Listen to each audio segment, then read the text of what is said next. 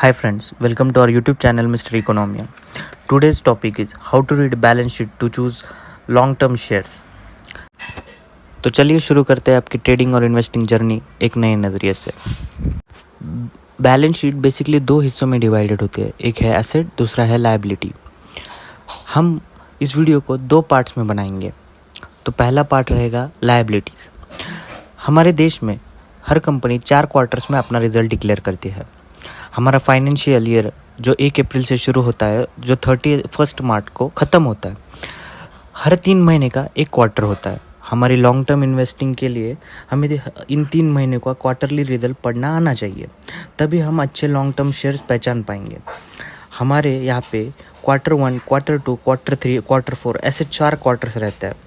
Quarter 1 जो रहता है वो 1 अप्रैल से 30 जून तक रहता है। क्वार्टर 2 जो 1 जुलाई से 30 सितंबर तक रहता है। क्वार्टर 3 जो 10 अक्टूबर से 31 दिसंबर तक रहता है। और क्वार्टर 4 जो 1 जनवरी से 31 मार्च तक रहता है। इस वीडियो में हम बैलेंस शीट पढ़ना सीखेंगे। बैलेंस शीट के 2 अहम पॉइंट्स होते हैं जो मैंने पहले ही बता दिया, एसेट और लायबिलिटीज़। असेट का मतलब सिंपल भाषा में समझे तो असेट कंपनी की खुद की प्रॉपर्टी होती है, जैसे कि ऑफिस। लायबिलिटी का मतलब होता है कंपनी ने जो खुद को बढ़ाने के लिए लोन लिया होता है, उसे हम कहते हैं लायबिलिटीज़। तो बैलेंस शीट का एक इक्वेशन होता है जिसमें एसेट इक्वल टू लायबिलिटी ऐसा बोलता है। मतलब हर लोन का एक एक कतरा हम हमारी कंपनी को बढ़ाने के लिए यूज़ करना चाहिए, तभी एसेट इक्वल टू लायबिलिटी होता है। लायबिलिटी का पहला मुद्दा होता है शेयर होल्डर फंड्स। कंपनी ने शेयर बेचकर जो कमाया हुआ पैसा होता है प्लस डिविडेंड, इसे हम कहते हैं शेयर होल्डर फंड्स। जो शेयर होल्डर फंड की एक तरीके का लायबिलिटी होता है, एक लोन की तरह ही रहता है, क्योंकि इसके लिए इक्विटी फाइनेंसिंग का तरीका अपनाया जाता है। इक्विटी फाइनेंसिंग मतलब हमारे कंपनी के शेयर्स हम लोगों को बेच के उनको अपने कंपनी का भागीदार बनाए। जो प्रॉफिट शेयर होल्डर को डिविडेंड के तौर पे जाना चाहिए था, अगर वो कंपनी अपने पास रख लेती है तो कंपनी के लिए वो भी एक तरीके के लायबिलिटी का ही काम करता है। तो asset is equal to share holder funds plus liability, ये पहली टर्म हो गई हमारी लायबिलिटीज़ में।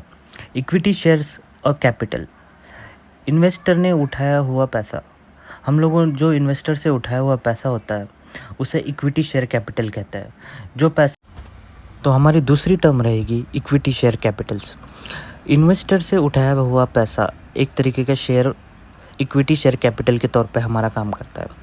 जो पैसे शेयर की फेस वैल्यू के ऊपर जाके हम लोग बेचते हैं, जिस प्रीमियम पे बेचते हैं, उसे कहते हैं share premium. Share premium equal to premium into number of shares. जो प्रीमियम से आया हुआ पैसा होता है वो हमारी दूसरी टर्म में यूज़ होता है और वो उधर ही रहता है, जिसका नाम है रिजर्व और सरप्लस। इक्विटी शेयर कैपिटल में जो शेयर प्रीमियम से मिला हुआ पैसा रहता है वो रिजर्व और सरप्लस में दिखाया जाता है। लायबिलिटीज़, लायबिलिटी कंपनी की 2 तरीके की रहती है, बेसिकली नॉन करंट लायबिलिटीज़ और करंट लायबिलिटीज़। लायबिलिटी का पहला प्रकार होता है नॉन करंट लायबिलिटी, जिसका मतलब होता है 1 साल या 1 साल से ज़्यादा के लिए हम लोग जो मार्केट से पैसा उठाते हैं उसे कहते हैं non current liabilities. Non current liabilities में ही डिफर टैक्स लायबिलिटी भी जो आता है। डिफर टैक्स लायबिलिटी मतलब जो पास्ट में कंपनी ने टैक्स नहीं पे किया और जो कंपनी कुछ दिनों में टैक्स पे करने वाली है, उसे कहते हैं डिफर टैक्स लायबिलिटीज़। इसमें और एक टर्म आती है अदर लॉन्ग टर्म लायबिलिटीज़। वो लायबिलिटीज़ दो लॉन्ग टर्म लायबिलिटीज़ और डिफर टैक्स लायबिलिटीज़ में नहीं आती, जैसे कि ऑफिस का रेंट, वो अदर लॉन्ग टर्म लायबिलिटीज़ में आ जाती है। तो इसलिए लायबिलिटीज़ में ही एक और टर्म यूज़ की जाती है long term provision. Long term provision जो पैसा कंपनी साइड में रखती है कुछ स्पेसिफिक रीजंस के लिए, जैसे कि कंपनी 1 साल के लिए और 1 साल के ज़्यादा के लिए कुछ पैसा साइड में रखती है, क्योंकि उसने उस प्रोडक्ट पे वारंटी और गारंटी देनी होती है। तो कंपनी को पता नहीं होता कि कितने पैसे लगेंगे, तो वो अंदाज़न से एक अमाउंट साइड में रखना चालू करती है, उसे कहते हैं लॉन्ग टर्म प्रोविजंस। तो हमारा नेक्स्ट पॉइंट रहेगा करंट लायबिलिटीज़, जो हमारी लायबिलिटीज़ का दूसरा टाइप है। तो करंट लायबिलिटीज़ में शॉर्ट टर्म बोरोइंग्स आती है। जो बोरोइंग्स या जो लोन 1 साल के भीतर हमें वापस करना होता है या कंपनी को वापस करना होता है, उसे कहते हैं शॉर्ट टर्म बोरोइंग्स। इसमें एक और टर्म रहेगी ट्रेड पेएबल। जिनका बिल बन चुका है और जिनको सिर्फ पे करना बचा हुआ है, लाइक क्रेडिट पे उठाया हुआ रॉ मटेरियल, उसे कहते हैं ट्रेड पेएबल। और तीसरी टर्म हमारी करंट लायबिलिटीज़ में रहती है अदर करंट लायबिलिटीज़, जो अनक्लेम्ड डिविडेंड्स रहते हैं।